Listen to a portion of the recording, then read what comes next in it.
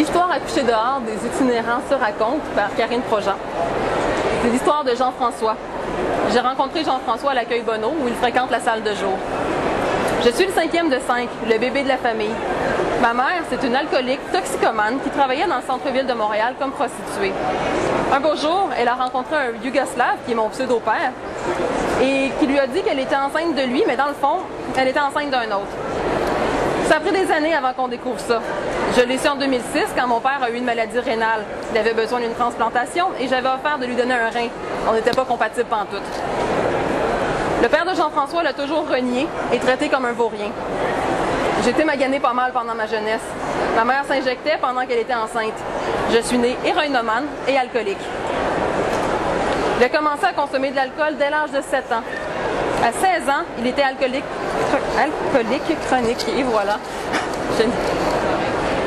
Sa mère le vendait afin de payer ses consommations. Parfois, elle lui faisait faire des choses avec des hommes, parfois avec elle et des hommes.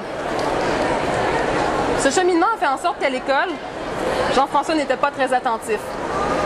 Il était hyperactif à une époque où le Ritalin n'existait pas. On l'a placé dans une classe spécialisée, à part des autres. À la maison, il était constamment en fuite mentale.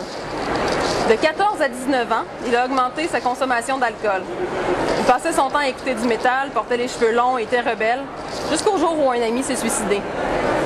Il a eu tout un choc, a commis un crime et s'est retrouvé en psychiatrie, puis a demandé de l'aide. On lui a diagnostiqué des troubles d'apprentissage et un manque d'affection. Ça, ils disent ça, c'est bien beau, c'est tout bien classé dans le livre, mais ils ne trouvent pas vraiment de solution.